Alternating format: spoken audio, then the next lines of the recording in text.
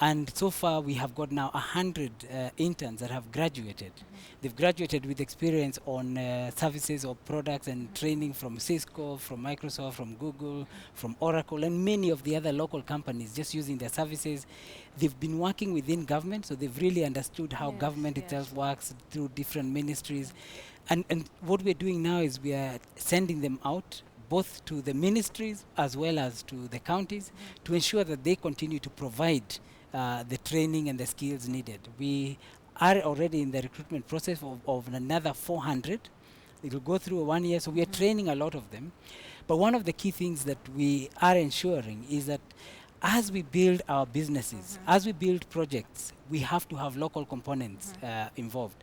The laptops project, for instance, the conditions we put in is that we're going to also see local manufacturing of the devices, as well as use of local skills and talent for distribution and even content creation. So we have a very clear plan that, we have a whole digital literacy program for the whole country, and the youth are at the heart of that. The kind of information we provide, the kind of training that they will be getting, we're looking at expanding the kind of access they have to even KBC, so that they can be able to come and test in studios some of their music or drama stuff, so that they can be able to grow. So youth are at the heart of this. The private sector that we work with, who we give a lot of the business, we want to make sure that as we work together with them, they're going to have more demand, and therefore they'll want to hire more people. Thank you very much. That is fantastic. Thank you very much for joining us in studio today, just to expound on what is happening in your docket. That is something very good for the youth that we will be looking out for. Thank you for coming in. That was Kenya's Cabinet Secretary for ICT, Joe Musheru, expounding on Kenya's ICT framework here on Bottomline East Africa. But moving on to matters education, still in Kenya, the Kenya National Examination Council Board has been dissolved. The government sent Professor Kabiru Kinyanjui-led board packing over the 2015 national examinations irregularities and ordered the arrest of 9 top officials of the examinations body, including Chief Executive Officer Dr. Joseph Kivilu and officers in charge of examinations, security and the supply chain. Former University of Nairobi Vice Chancellor Professor George Magoha has been appointed the new chairman of the Kenya National Examination Council Board.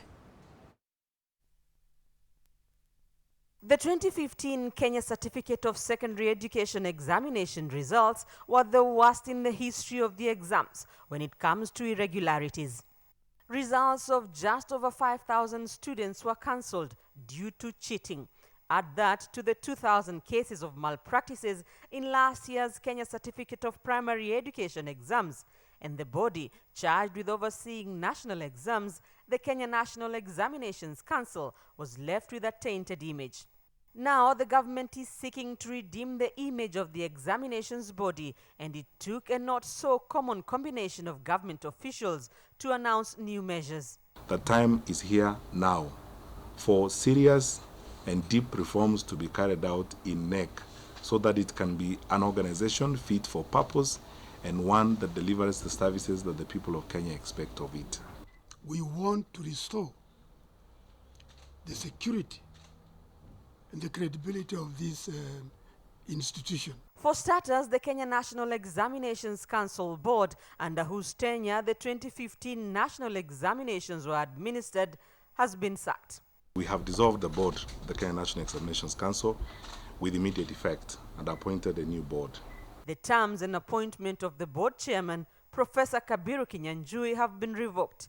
He has now been replaced by former University of Nairobi Vice Chancellor Professor George Magoha. And that is not all. The government has ordered the arrest of top NEC officials.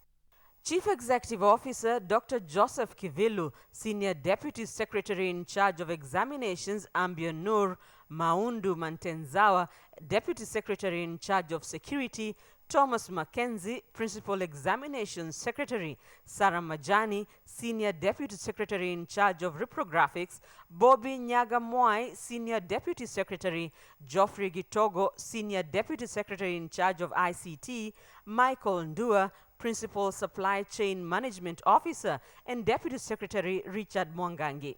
that those people who are involved will have to be arrested immediately to record statements and show cause why legal action should not be taken against them.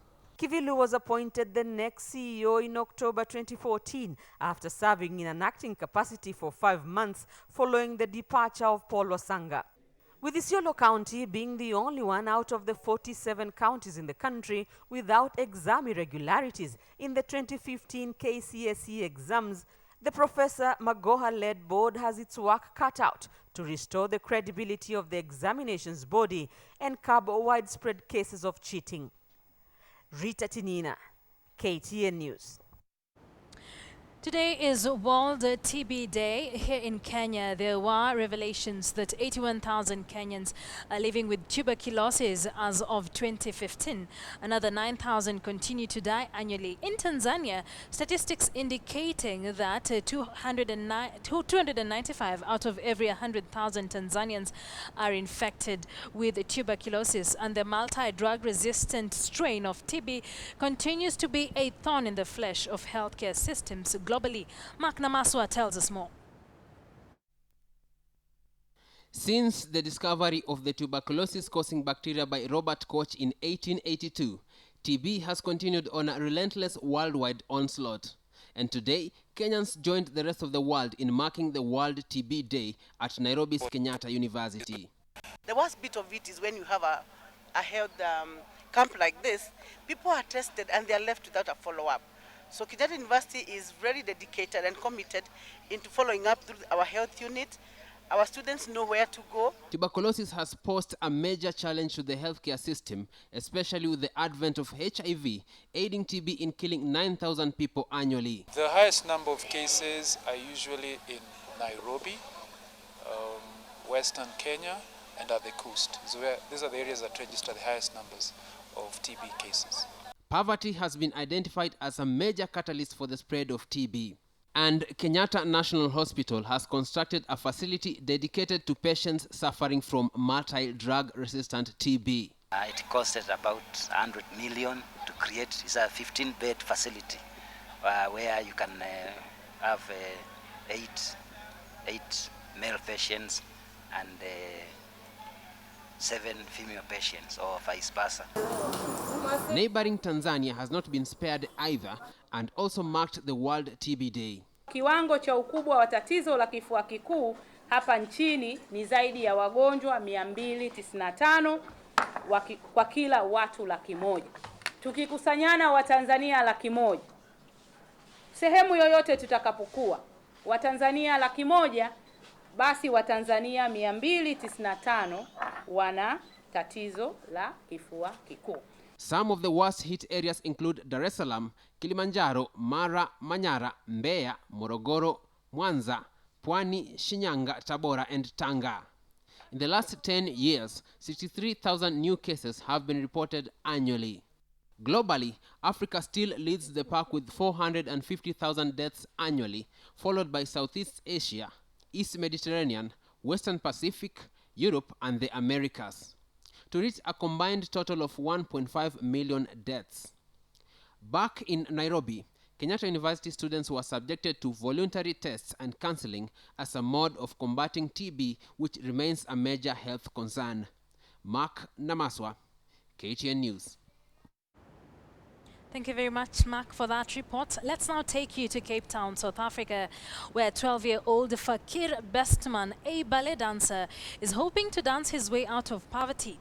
He has just won a place at the renowned American Academy of Ballet Summer School for Excellence in New York, a training program for gifted young dancers. Take a look. Inside this Ion Group Culture Center in Cape Town, South Africa, there is young talent brewing. Meet Fakir Bestman, a 12-year-old boy, one of the city's youngest ballet and contemporary dancers. Even though he only started dancing about 3 years ago, his skills and talents have garnered him attention and acclaim locally and internationally.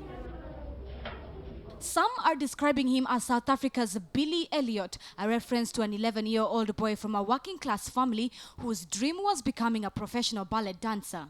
Fahir lives with his family in Hanover Park, a low-income, gun-infested neighborhood on the outskirts of Cape Town. It's not nice to live in Hanover Park, but there's now peace there. They're shooting people, innocent people, and it's not nice. And people like to say negative things about Hanover Park, and it's not nice to say negative things of other places. And so must always come good things, because people say in Hanover Park there's never coming good things out of Hanover Park, only bad stuff. We first met him 2 years ago. He was a confident, graceful dancer with a captivating stage presence and big dreams. His goal is to perform in some of the world's most prestigious dance capitals like London, New York and Paris. My dream is one day to dance in the School of London in front of the Queen.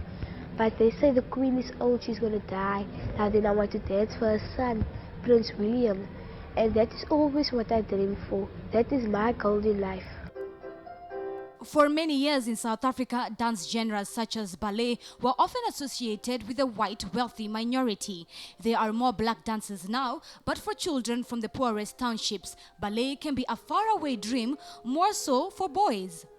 Ian Group School principal and dance teacher Abdia Madel says the township have something special to offer the dance world. I think he's going to be totally blown away from what he knows about New York. He's only seen in movies. And to be there in the moment, in that time, is going to be awesome for him. To be able to see Broadway, to see the tall buildings, to be in Times Square. I mean, Times Square is amazing. And just to stay there at Purchase University is going to be an amazing journey for him. Unemployment and crime is high in Hanover Park. People easily drift into gang life, drugs and alcohol. Kafriel's mother is a drug addict, so he and his siblings live with his grandmother, Aisha. She says this close relationship with his family helps him keep focus and inspire him to dance. When you come in, you say, "Oh, Mama, I'm going to." Say, "Ah, man, you're talking nonsense." And you show, I was so excited. You say, "Mama, my traveling is beginning to start now." Because I always wanted to dance all over the world. All over that. My dreams is coming true. He was very excited, really. Making it as a professional in the arts is pretty difficult anywhere in the world, and Fahir faces even greater challenges. But the young artist is determined to beat the odds. Zinzi Kibiku, KTN News. Now that story of a young South African boy beating odds to excel in ballet dance inspires the bottom line tonight. It is the dream of every parent to raise a successful son or daughter that would be successful later in life. It is the very essence of parenthood. Why often not many parents want to live their dream in their children, so it is only natural that as a parent you want the best for them. The most preferred, lucrative, white-collar, science-based career choices in medicine, engineering and law. What about the arts? Better still, what about the talents? Tiger Woods, Wayne Gretzky and the Williams sisters are globally recognized sports triumphs. They were all raised by determined parents with a strategy for the objective and initiative to nurture their children to the best. And they did beat the rest of the pack to become the best in the world. This should inspire every parent out there.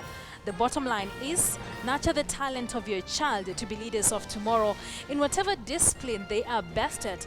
Help them find their passion in life. Aim to provide the first of its kind opportunity to young talent to experience the fascinating world of endless possibilities. That tonight is the bottom line. Many thanks for joining us tonight on Bottomline East Africa here on KTN News. Very, very good conversations we have had. My name is Akisa Wandera. I was taking you through the program. Up next, we have Primetime News with Ben Kitili. Don't go too far.